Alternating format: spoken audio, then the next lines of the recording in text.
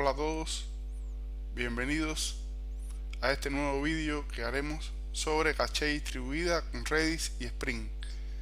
Inicialmente, hace unos días habíamos iniciado en nuestro blog sakavix.com una serie de artículos sobre el uso de Redis para los elementos relacionados con caché distribuida y bloqueo distribuido. Inicialmente en nuestro blog tenemos un artículo sobre cómo es el proceso de instalación de Redis con Docker y bueno, algunas ventajas que ofrece la herramienta Redis. Hoy vamos a ver la segunda parte de ese artículo, donde vamos a estar hablando sobre el tema de caché, específicamente caché distribuida con Redis y Spring. Y vamos a hacer un artículo solamente textual, pero por la importancia del tema vamos a realizar también este vídeo para que quede mejor explicado y ver algunos elementos. Además de esto, por supuesto, documentaremos en el blog también de forma textual los elementos más importantes del video. Bien, ¿qué estaremos viendo en este vídeo? Veremos qué es la caché distribuida, veremos las ventajas de la caché distribuida sobre la caché local o las ventajas de la caché distribuida de manera general, no sobre la caché local solamente, el funcionamiento de la caché distribuida a partir de unos gráficos de ejemplo, muy útil en la arquitectura de microservicios, el concepto de Spring Cache Abstraction, que es un concepto que implementa Spring para abstraernos de los proveedores o manejadores de caché. Vamos a ver algunas librerías que tiene Java para trabajar con Redis. Vamos a estar viendo lo que es Spring Data Redis y su variante para Spring Boot. Y bueno, después vamos a estar viendo con la actividad práctica el código de cómo implementar esto, que además estará al final disponible en nuestro blog para que lo puedan obtener cuando lo requieran. Bien, según el equipo de Microsoft, una caché distribuida es una memoria caché que es compartida por varios servidores de aplicaciones, que normalmente se mantiene como un servicio externo a los servidores de aplicaciones que tienen acceso a ella. O sea, se externaliza el servicio que maneja la caché de las aplicaciones en sí que la usan, y esto por supuesto tiene algunas ventajas importantes, ya que nos ayuda a cumplir con el principio de responsabilidad única, el famoso principio de CRP, con que deben cumplir nuestros microservicios. La responsabilidad del manejo de la caché se delega en otro servicio ajeno al microservicio en sí. Bueno, ¿cuáles son las principales ventajas, además de esta que habíamos hablado, de que ayuda a los microservicios a cumplir con el principio de responsabilidad única? Bueno, nos ayuda a mejorar el rendimiento de la aplicación, ya que no hay que estar consultando sobre todo fuentes de acceso a datos en cada momento y estar cargando con los tiempos que demoran esas fuentes de acceso a datos en recuperar la información, dígase fuentes de acceso a datos, o también se puede usar caché para almacenar resultados de cálculos complejos que lleven consigo un procesamiento elevado o tiempos de procesamiento elevados. Y entonces se pudiera cachear también tanto acceso a datos como resultado de un procesamiento complejo. Permite aumentar el throughput. Esto es un concepto importante en el desarrollo de software, que es la cantidad de requests o de peticiones que se procesan por unidad de tiempo. Y por supuesto, si damos tiempos de respuesta más pequeños a las peticiones, podemos aumentar la cantidad de operaciones que realizamos por unidad de tiempo. Permite la reducción de costes, sobre todo cuando se usan ambientes cloud. Recuerden que muchos proveedores cloud tienen su pricing o sus precios adecuados a la cantidad de uso que le demos a los servicios. Por lo tanto, si nosotros recortamos el uso de servicios porque tenemos operaciones previamente cacheadas, los servicios se van a usar menos y por lo tanto los costes van a ayudar a disminuir. Permite determinar un desempeño más predecible de los sistemas que estamos desarrollando, toda vez que los resultados ya están previamente guardados y que el acceso es mucho más rápido que acceder a un tercer sistema o que esperar el resultado de procesamiento de un recurso. Entonces nos ayuda a predecir de una manera un poco más precisa el resultado o el desempeño de un sistema determinado. También puede ser usado como control de sesiones, y aunque no está en la presentación, decir que una de las principales desventajas de la caché distribuidas es el tema de la latencia de la red. Hay dos tipos de caché, para hablarlo ya. Está la caché local, que se utiliza dentro del propio servicio en sí, pero que no tiene un ámbito reutilizable por otros servicios. Y está la caché distribuida, que bueno, sí permite centralizar y ser usada por varios servicios, que es la que vamos a ver hoy. La principal ventaja de la caché distribuida es el tema de los tiempos de latencia de la red, el overhead de la red, que hay que contar con ello para la implementación de este tipo de caché. Bueno, ¿cómo funcionan los microservicios o los servicios sin uso de caché? Supongamos que tenemos un microservicio llamado usuarios, como el que vamos a ver en el ejemplo, que tiene tres instancias, instancia 1, instancia 2, instancia 3. Por delante de este microservicio hay un API Gateway o cualquier cosa que actúe como un balanceador de carga, y ese balanceador de carga es capaz de repartir peticiones. Supongamos que tenemos implementado un algoritmo del tipo round robin, por lo tanto, primero dedicará una petición a la instancia 1, después una petición a la instancia 2 y luego una petición a la instancia 3. Cuando todas estas peticiones van a cada una de las instancias y esa instancia necesita el acceso a datos, por cada una de estas peticiones se va a originar una petición de acceso a MySQL, y por lo tanto estaríamos haciendo tres peticiones a MySQL. Ahora supongamos que las peticiones son para acceder o obtener la información del usuario 1, por lo tanto sería del tipo dame información del usuario 1 a la instancia 1, la instancia 1 va al servidor de base de datos, devuelve el resultado del usuario 1 y lo devuelve al que hizo el request original. Si luego yo voy a la instancia 2 y pido también el usuario 1, nuevamente iríamos a la base de datos, obtendríamos la información del usuario 1 y la devolviéramos al que hizo el request original. Y así, por cada instancia que se haga, iríamos a la base de datos y luego viraríamos hacia atrás. Esto funciona de manera correcta.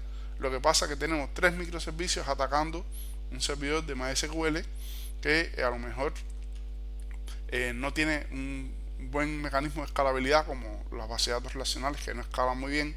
Y por supuesto podemos escalar horizontalmente todas estas instancias, cuantas instancias más queramos, pero a lo mejor el nivel de escalabilidad sobre la base de datos no la podemos obtener tal como podemos escalar los microservicios, y entonces eventualmente pudiéramos tener un cuello de botella en el acceso a datos de la base de datos.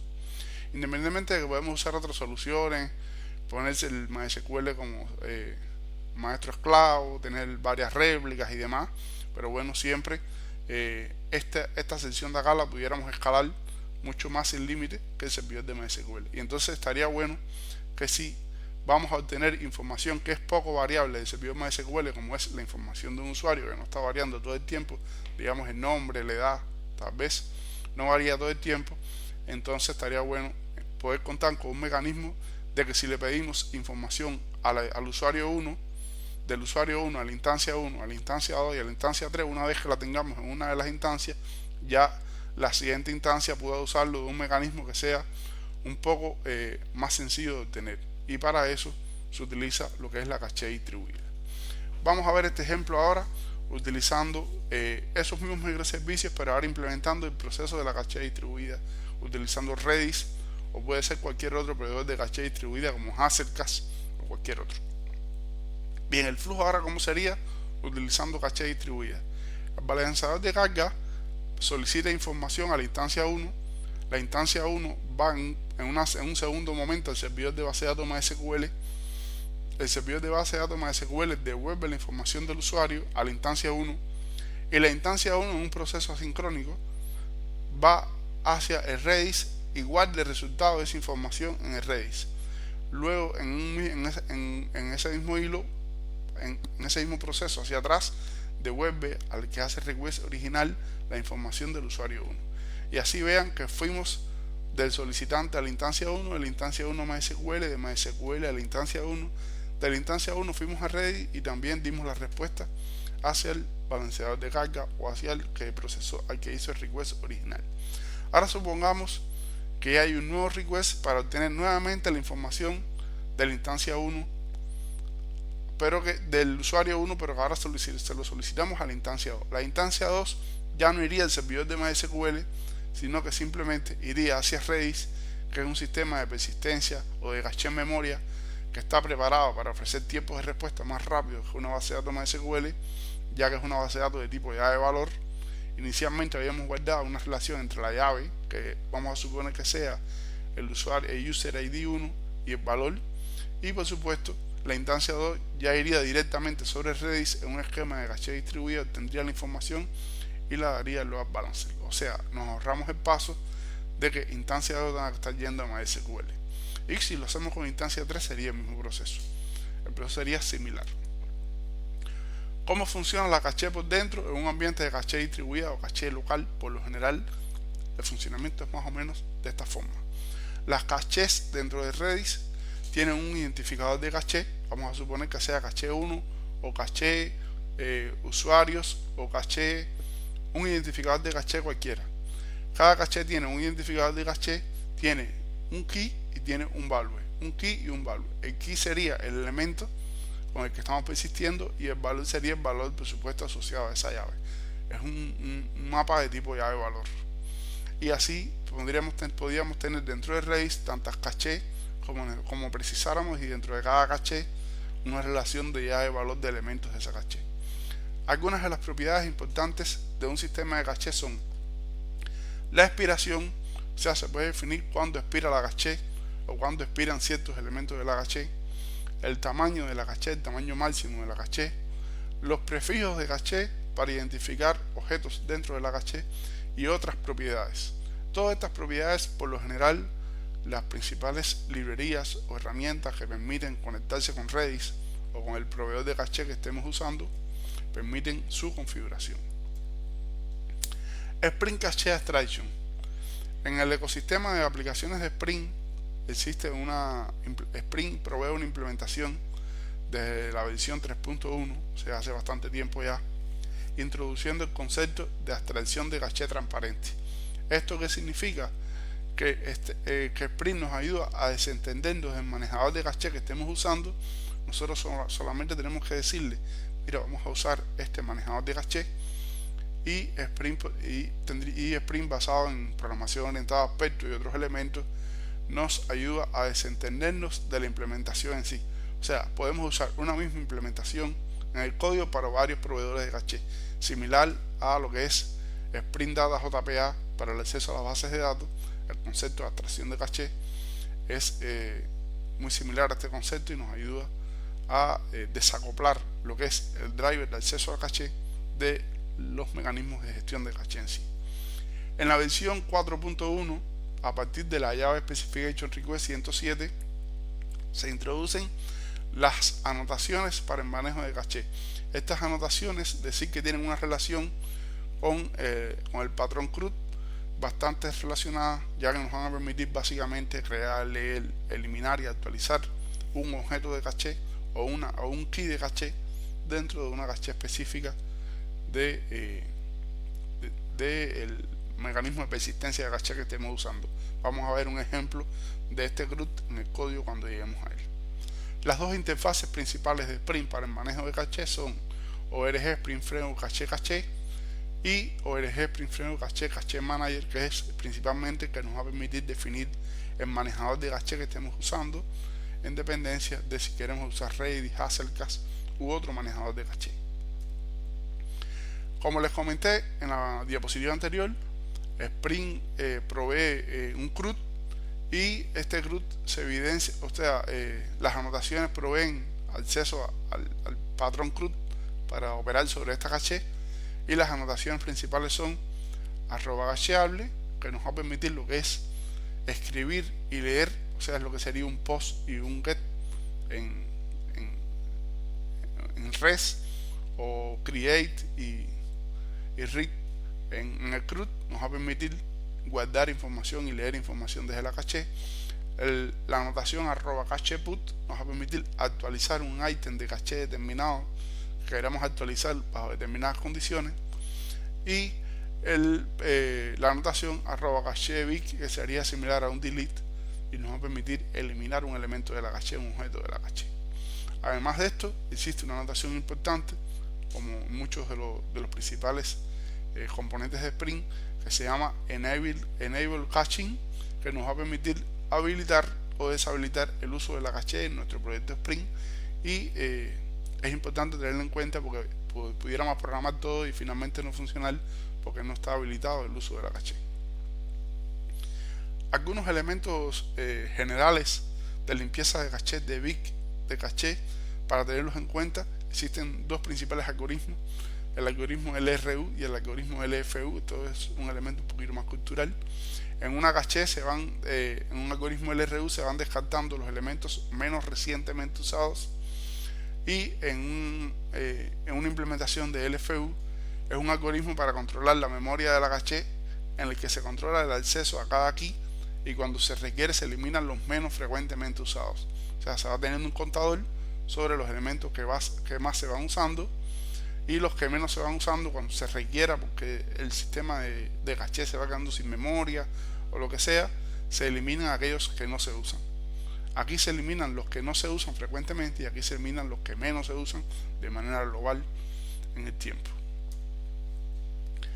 Bien, existen en Java varias librerías para el acceso a caché, con Redis específicamente. Existe Redis, que fue la librería por mucho tiempo que venía con el proyecto Spring por defecto.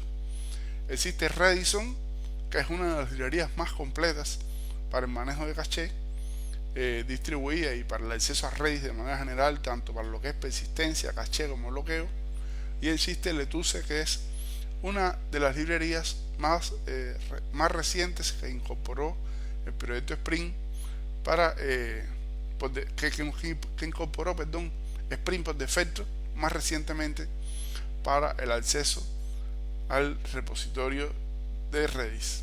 Por lo tanto, tenemos tres librerías, cada una tiene sus ventajas y desventajas. Lettuce es muy buena porque implementa comunicación asíncrona, está basada en Netty y permite, por supuesto, una mayor fluidez en el acceso a datos a partir de una implementación reactiva. Redison es una librería un poco más completa porque permite la implementación de casi todos los tipos. Además, permite operaciones de bloqueo distribuido que Lettuce no permite, y por lo tanto es una librería muy completa. Bueno, Redis fue la que se usó bastante tiempo como parte del proyecto Spring, y bueno, la desecharon hace poco y ahora están usando Lettuce para el proyecto Spring Data Redis. Casualmente, Spring Data Redis es una implementación de Spring Data de alto nivel, como todas las implementaciones de Spring Data JPA, Spring Data Elasticsearch, y así es una implementación de alto nivel para el acceso a Redis como sistema de persistencia. Es importante, como sistema de persistencia. Recuerden que Redis es un motor de base de datos también, y por lo tanto ahí se puede usar para guardar datos, no solamente como caché o bloqueo distribuido. Entonces, Spring Data Redis es de alto nivel para el acceso a Redis como sistema de persistencia de datos. Y el equipo de Spring Boot encapsuló Spring Data Redis dentro de Spring Boot Starter Redis, que ya encapsula Spring Data Redis, y además incluye por defecto un driver para el acceso a Redis, que es el driver de la librería, el driver o librería Lettuce.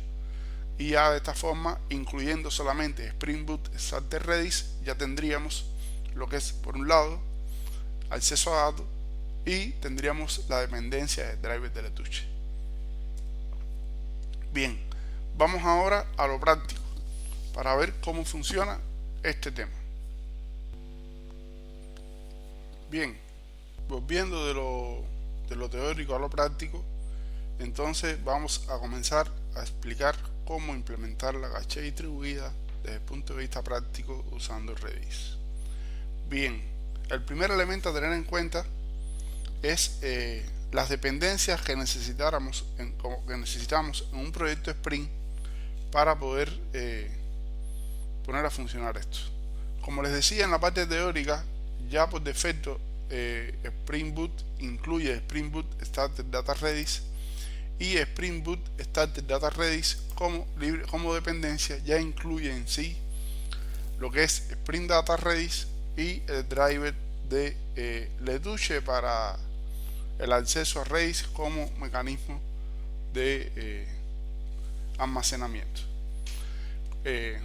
Además de esto, en este proyecto que hemos diseñado tenemos Lombok, que lo vamos a usar, tenemos MySQL y JPA, ya que vamos a recrear lo que vimos en la gráfica del ejemplo, que tenemos una base de datos SQL con datos.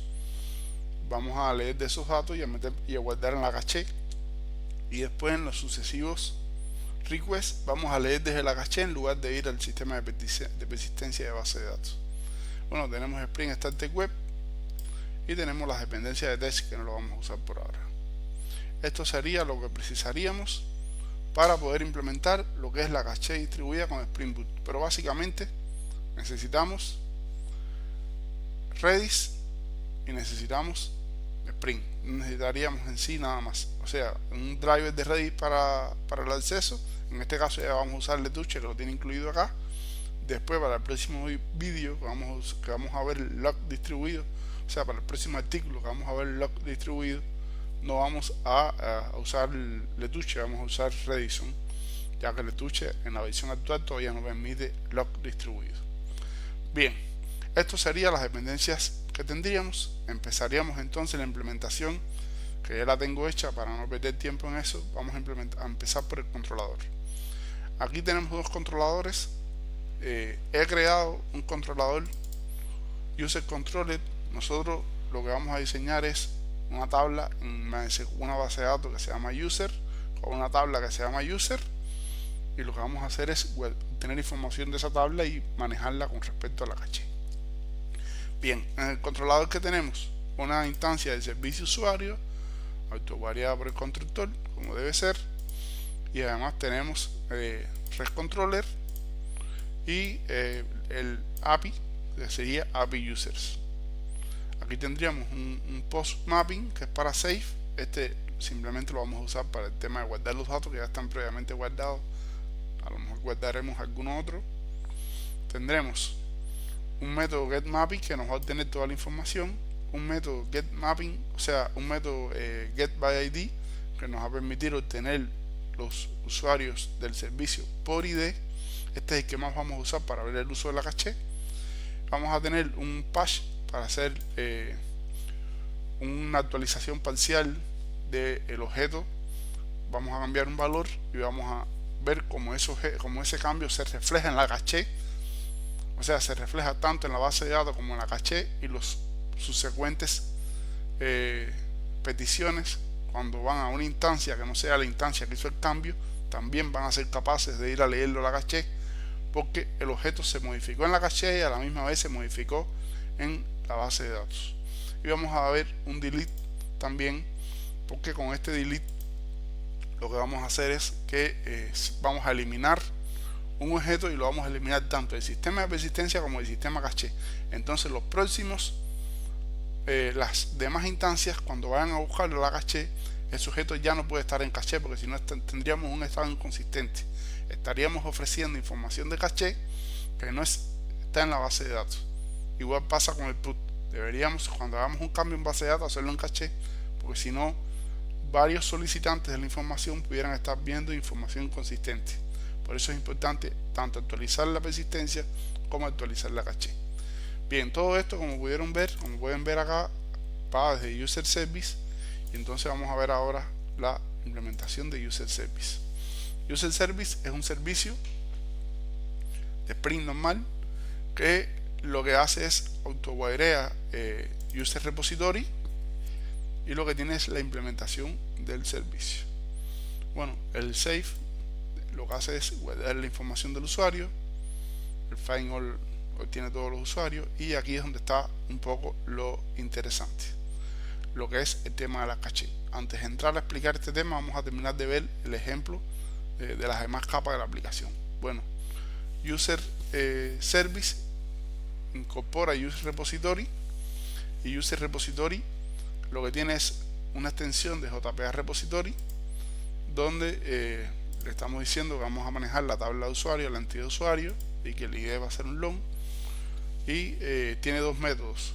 Bueno, además de todos los métodos que hereda de JPA Repository, tiene dos métodos. Tiene un método utilizando una query nativa, que lo que hace es hacer un update parcial del objeto, dado un salario, dado un ID y un salario, busca el usuario que tenga ese ID y le setea ese nuevo salario. Y aquí es importante tener en cuenta que, como ustedes sabrán seguramente, las operaciones de update sobre JPA o sobre Spring Data no permiten devolver el objeto actualizado, simplemente permiten devolver o void o un entero que refleja la cantidad de cambios que tuvieron lugar con respecto, o sea, la cantidad de records afectados por el update. Por lo tanto, la forma de saber si esta query update tuvo efecto o no es verificar el entero este que está acá y verificar si cambió, si es un número mayor que 0. Por lo tanto, cuando hagamos un update sobre la base de datos, no tenemos una forma de, en el mismo operación update, de volver el objeto, a menos que yo conozca. Si ustedes conocen alguna, por favor, haciendo un update parcial, por favor, lo agradecería lo comentaran en los comentarios y así aprendemos todos de todos. Y además tenemos un método que es un método prácticamente innecesario, solamente lo tengo acá para poder imprimir este log que precisamos verlo para el ejemplo práctico. Este método, como ven, lo que hace es prácticamente llamar al método findById de JPA Repository y simplemente hace eso.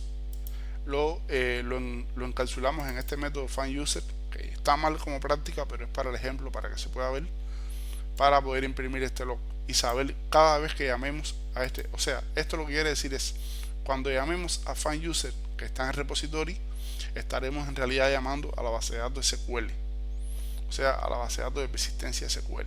Si no llamamos, si este log no se imprime, entonces significa que no estamos accediendo al repositorio. Ese es el objetivo de tener este método acá, nada más. Y además tenemos la entidad usuario. La entidad usuario es una entidad como cualquier otra entidad, utilizando Lombok, @data, nos provee los sets, todas las ventajas de Lombok, y implementa serializable. Esto es un elemento importante. Si un elemento va a persistir en caché, ese elemento tiene que ser un elemento serializable. Y la forma de hacerlo serializable es implementando la interfaz serializable. Aquí, como pueden ver, para cumplir con las buenas prácticas, si implementamos serializable, debemos establecer un serial version UID o un valor único de la entidad, y en este caso estamos estableciendo este valor que está acá. Aquí vean, al decir que es un campo estático, automáticamente funciona igual que si fuera un campo transient, lo que significa que ese elemento no va a ser persistido en la base de datos. O sea, está en la entidad, pero no forma parte de los elementos que se van a convertir en columnas para la tabla usuario en base de datos, para la entidad usuario que se va a convertir en una tabla user. Por lo tanto, al ser estático, ya nos aseguramos que es transient o que funciona similar a transient. Por lo tanto, vamos a tener una tabla en base de datos que va a tener un identificador, un nombre de usuario, una edad del usuario y un salario del usuario. Básicamente ese es el proyecto de un CRUD normal. Además de eso, vamos a ver ahora la implementación de configuración que necesitamos. Aquí vamos, la configuración la he dividido en dos partes. Uno que sería lo que es Redis config, que sería el connection factory o la conexión o la fábrica de conexiones al servidor de Redis. Simplemente implementar el bin este y ya tendríamos conexión desde driver Lettuce con Redis, y ahí estaríamos conectados. Y además de esto, esta conexión nos sirve tanto para usarlo en Spring Data Redis como mecanismo de persistencia de datos, para usar Redis como una base de datos, o nos sirve como mecanismo para usar en caché. Y por lo tanto aquí tendríamos lo que sería la configuración de la caché. La configuración de la caché vamos a extenderla de la clase de Spring llamada Caching Configure Support, y vamos a definir varios elementos. Recordarán en la parte teórica que hablamos sobre que las cachés tienen un nombre. En este caso yo he definido como un nombre, lo he definido en esta constante, le he puesto pública para poder acceder desde afuera, una constante que se llama useCache. Además debemos implementar el bin cache manager. Recuerden que es una de las interfaces importantes que le comenté en la parte teórica, a la que se le pasa el Redis Connection Factory, independientemente de cuál sea el factory de conexión a Redis, ya sea con Lettuce, con Redison, con Redis o cualquier librería, por eso es una tradición. Y aquí es donde se hace la configuración de la caché. En esta configuración de la caché, voy a correr un poco hacia acá para que se vea mejor. En esta configuración de la caché tenemos un mapa que va a tener un string que va a ser el identificador de la caché, y va a tener la configuración para esa caché específica. Recuerden que las cachés tienen el identificador de caché y un grupo de elementos llave valor. Bien, entonces este es el mapa de configuración de nuestra caché, donde vamos a poner todas las cachés que nosotros queremos persistir en nuestro proyecto. En este caso tenemos una sola caché, que sería la caché de usuario, pero si tuviéramos más elementos, no sé, otras tablas que quisiéramos persistir, algún cálculo complejo que quisiéramos persistir en la caché, crearíamos más caché y cada caché pudiera tener su configuración en particular. Bien, acá tenemos, entonces en este mapa vamos a guardar para la caché que tiene como nombre user caché, que sería user menos caché, y vamos a crearle una configuración. Esta configuración es un método que he creado aquí abajo, es un método muy sencillo, que lo que me va a permitir tener es el tiempo de duración de los elementos en la caché. Por lo tanto, aquí le estamos diciendo que user caché, vamos a crear una caché que va a tener un parámetro de tiempo 1 y que la unidad de tiempo que va a durar va a ser minutos. Por lo tanto, los objetos que se guarden en la caché user caché van a tener una duración de 1 minuto en la caché. Al pasar 1 minuto de ese objeto en la caché se va a auto-bitear, y por lo tanto cuando se bitee, para que puedan volver a existir en la caché, hay que volverlos a poner en la caché. Automáticamente ya la extracción de caché Spring se encarga de esto y no debemos de tener complicación ninguna. Pero básicamente la configuración de caché consta de esto: definir un mapa que tenga un identificador de caché y un conjunto de configuraciones de caché, y guardar en ese mapa todos los elementos, y después decirles al caché manager de Redis que vamos a construir una caché que va con una configuración inicial que va a ser todos los objetos de caché, esto que hay aquí, y le decimos que la build, y automáticamente ya el caché manager va a ser de tipo Redis caché manager, o sea, vamos a utilizar Redis, vamos a buscar la conexión en este Redis Connection Factory, que es el que definimos en la otra clase, y va a tener estas configuraciones que están acá. Por lo tanto, inicialmente, ¿qué tenemos? Tenemos un sistema de caché que se va a conectar a Redis, que va a tener un objeto en caché que va a ser, se va a identificar por el elemento user caché, y los elementos que estén en esa caché van a tener un tiempo de duración de 1 minuto. Eso básicamente es lo que vamos a hacer en este ejemplo que está acá. Además de eso, otro elemento importante del ejemplo es que hemos creado 2 instancias de este microservicio. Recordarán que esto es para caché distribuida, y por lo tanto hemos creado 2 instancias. Hemos creado una instancia 1 que se va a ejecutar con los argumentos para que ejecuten el puerto 9001, y tenemos una instancia 2, abrimos la configuración, para que se ejecute en el puerto 9002. De esta forma ya tenemos 2 instancias que nos van a servir de prueba para nuestro ejemplo. Y además de eso, para interactuar con nuestra API, hemos creado una colección Postman, que se la voy a dejar también, y en esa colección Postman tenemos una llamada para lo que sería crear usuario, tenemos una llamada para lo que sería obtener usuario desde el API 1, find user by ID desde el API 1 que está en el puerto 9001, y vamos a obtener el usuario 1. Tenemos una llamada para obtener el mismo usuario pero desde el API 2, para verificar que cuando lo obtenemos desde el API 1 en realidad la leemos en la base de datos, la guardamos en la caché, y cuando la leemos desde el API 2 ya no va a la base de datos sino que va a la caché, y de esta forma en realidad verificamos que tenemos la caché distribuida. Tenemos un update user, que lo que hace es, le pasamos un ID de usuario y le pasamos un nuevo salario para ese ID de usuario, y esto también es para verificar, y tenemos un delete, que es para eliminar un usuario de la caché. Bien, llegado a este punto, además, para importante, antes de comenzar, vamos a conectarnos a Redis. Ya yo tengo Redis iniciado en el artículo del blog, que le dejo el link debajo, expliqué cómo instalar Redis, y como les comenté, les recomendaba que usaran Portainer. Aquí yo tengo mis imágenes Docker de Portainer, y vamos a ir a esta opción acá, que es ejecutar, conectarnos. Básicamente lo que hace es hacer una conexión por SSH o a la terminal bash del contenedor que estamos ejecutando, en este caso de Redis. Ahí nos conectamos a Redis, nos conectamos al contenedor de Redis y ahora vamos a conectarnos a Redis en sí. Para conectarnos a Redis deberíamos usar el cliente CLI de Redis, que sería Redis-CLI, y ahí ya estaríamos conectados a Redis. El comando importante acá para verificar la caché o las llaves que están guardadas es el comando case.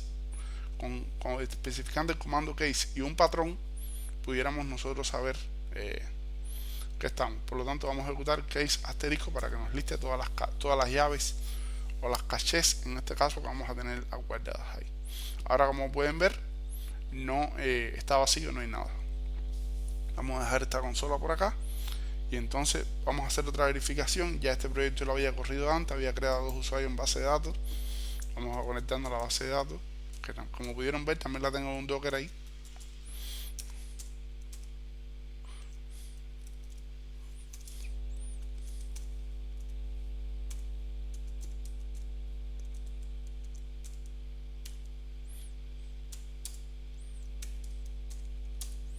Ya nos conectamos a la base de datos, vamos a verificar, pues no recuerdo cómo se llama la base de datos en el fichero de configuraciones. La base de datos se llama UserDB.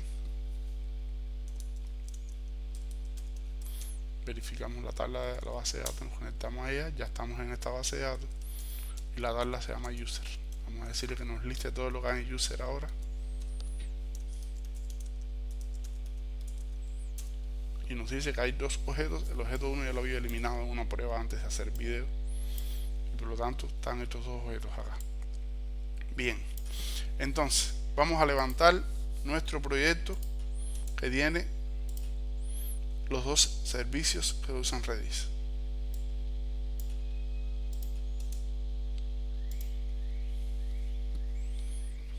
Ahí están levantando.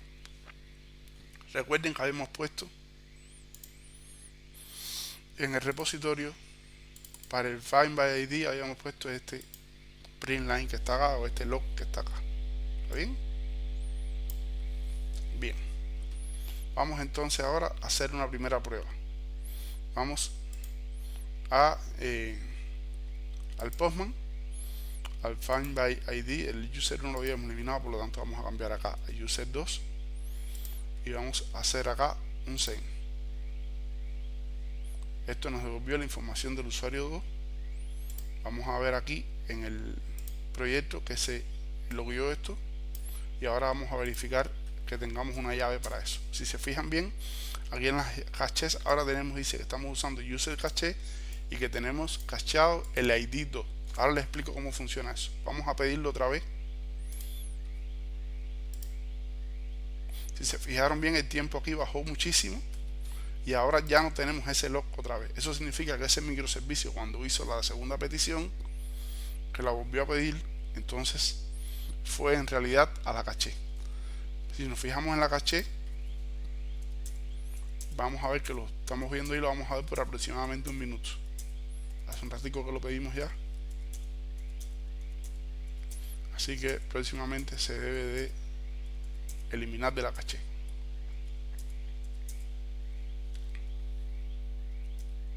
Vean que ya automáticamente se eliminó de la caché.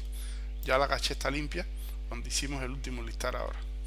Entonces ya se eliminó de la caché y ahora vamos a volver a pedirlo. Fíjate que vamos a volver a pedirlo. Ahora debió haberse logueado otra vez que lo pedimos, y ahora va a aparecer aquí seguramente otra vez. Se volvió a cachear otra vez. Si aumentamos el tiempo de caché, por supuesto, sería mejor, pero los tiempos de caché varían en dependencia de las configuraciones y los requerimientos. Vamos a ver un momentico otra vez el servicio, que al final no lo explicamos y es la parte importante. Aquí en el user service, nosotros recuerden que estamos llamando al controlador al método que me permite obtener por ID, que es este find by ID. ¿Qué tenemos aquí importante? Tenemos la anotación @cacheable. Recordarán que esta es la anotación que me permite leer y escribir en caché. Le estamos diciendo que usamos el cache name. Aquí le decimos el identificador de caché en el que queremos guardar o leer este objeto que vamos a trabajar. Recordarán que habíamos puesto esto público acá en esta variable acá, y por lo tanto lo podemos usar. Lo habíamos puesto público. Y aquí le decimos este parámetro que está aquí, o este parámetro de la notación unless, significa, o le decimos qué es lo que nosotros no queremos cachear. Normalmente los métodos, esto utiliza aspectos en Java, un proxy de Spring, y utilizando programación orientada a aspectos, se mete en el medio y opera. Este unless recibe, como le decimos, lo que no queremos cachear, y número result, utilizando lo que en Spring se llama spell, nos permite acceder al resultado de la devolución del método en la variable número result, y le decimos aquí que si es que guarde excepto cuando sea igual a null, o sea que si el resultado de este método es null, no lo cachee. Y esto es un elemento importante porque aquí podemos decir lo que queremos cachear, lo que no queremos cachear, de una forma sencilla. Bueno, básicamente eso es este método que está acá. En este otro que está aquí abajo, que es el método de ejecutar un update parcial, es igual, lo estamos haciendo sobre la misma caché, y aquí tenemos un elemento importante, el key de la caché. Normalmente Spring como opera, o la caché como opera, les comentaba, hay un identificador de caché y hay un conjunto de llave valor. La llave valor, ¿cómo se conforma si no especificamos nada? Por los parámetros que tenemos. Vean que aquí tenemos como parámetro el ID, y el valor va a ser el result del método. Vean que acá, cuando veíamos acá el identificador de caché, la nomenclatura de esto es nombre de caché, 4 puntos, identificador de la caché. Vean que el identificador de la caché, aquí no le dijimos quién era, y por defecto él tomó los parámetros que se le pasaron al método. En este otro caso que está acá, vean que este método tiene dos parámetros, pero en realidad nosotros queremos actualizar de la caché los elementos que se identifican por el ID nada más, porque eran los elementos que habíamos guardado en el método anterior. Por lo tanto, aquí le decimos que haga un caché put, que haga una actualización de caché en la caché que se identifica con este ID, pero que el caché, que el key de la caché lo obtenga directamente del ID este que está acá. Por lo tanto, esto lo que hace es un mapeo del parámetro que se llama ID, que coincide con lo que está después del numeral, y él va a ejecutar la actualización solo por ese identificador que está ahí. Igual aquí le decimos que no caché si el resultado es nulo. Esto es para el caso, por supuesto, de que vayamos a actualizar un salario de un recurso o de un usuario que no está ahí, por lo tanto no queremos cachear nulo porque simplemente no estuvo, no fue. Y aquí lo que hacemos es, en la implementación del método, es llamar al repositorio, y después tenemos y después tenemos la información del usuario ya actualizada. Si esto es mayor que 0, significa que efectivamente se actualizó, o sea, el update tuvo efecto, como le expliqué ahorita anteriormente, y entonces obtenemos el objeto nuevamente. Y lo que hacemos es refrescamos la caché a la vez que refrescamos la persistencia en la base de datos. Y este método, esta anotación @cacheBit, que la vimos en la parte teórica, igual lo que hace es eliminar un elemento de la caché. Aquí yo especifiqué el key, pero igual no era necesario especificarlo porque el parámetro tiene un solo método, y por lo tanto él va a buscar este aquí que está acá. Bien, vamos ahora a volver al Postman para ver ahora el tema de distribuido. Verificamos acá, vamos a verificar que están los dos servicios levantados. Vamos a poner aquí el 2 también para trabajar sobre el mismo elemento de la base de datos, y entonces vamos a con la pantalla un poco pequeña.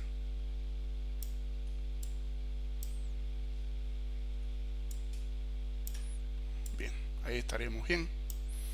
Por lo tanto, vamos a Redis para verificar que no tenemos nada en caché, no tenemos nada, y ahora vamos a hacerle una petición. Vamos a hacerle una petición al microservicio 1, puerto 9.1, le decimos que nos dé la información por el usuario 2. Nos las dio, verificamos en la caché, está en la caché, verificamos el log, se llamó aquí el log, y ahora vamos a pedir lo mismo para el usuario 2. Vamos al usuario 2, pedimos. Aquí no se logueó, en realidad lo que hizo fue que se inicializó el servicio ese que no estaba, o sea, cambió el contexto. Se obtuvo la información Vamos al log ahora y seguimos con que tenemos cacheado solo el usuario 2. Vamos a esperar que se limite la caché o sea, que se evite la caché por tiempo, para hacer lo mismo pero en proceso inverso. Vamos a llamar al microservicio 2 primero y después vamos a llamar al 1. Vamos a esperar un minuto.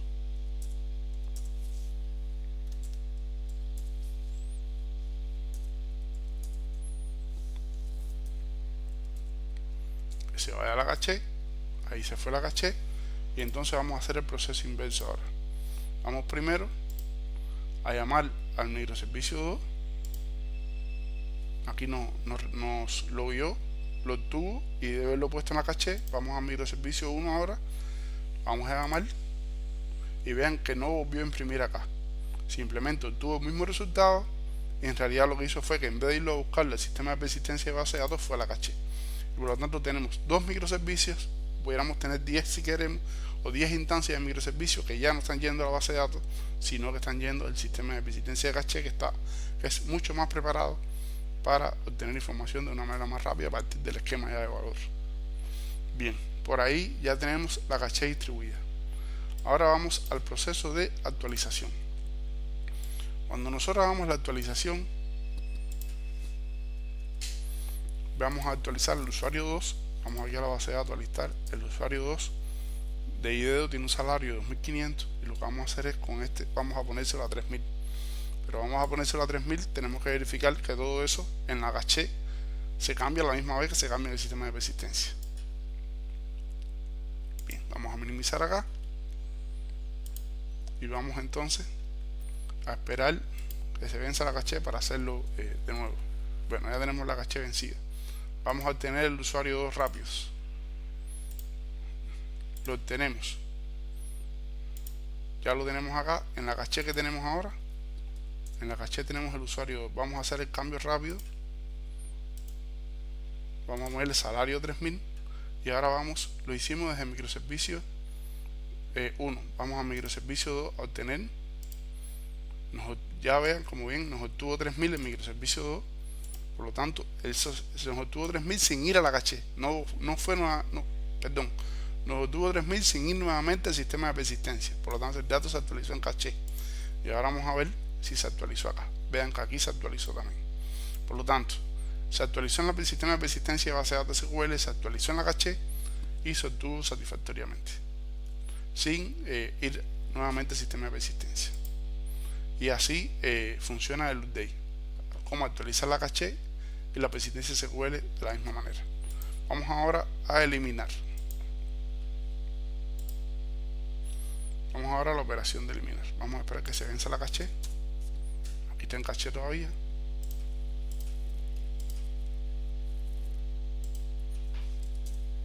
Ahora se fue de la caché.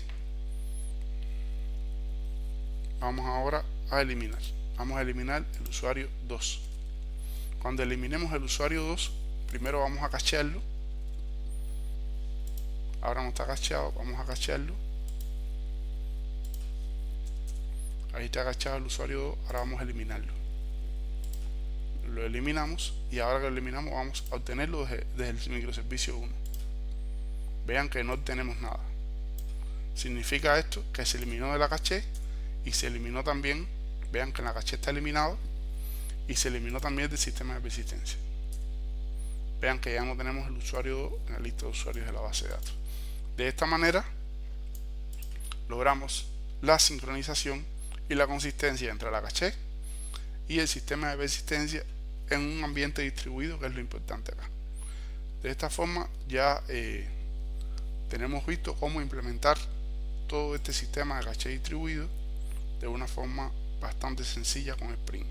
Adicionalmente les había creado en el controlador un controlador independiente que se llama caché controller.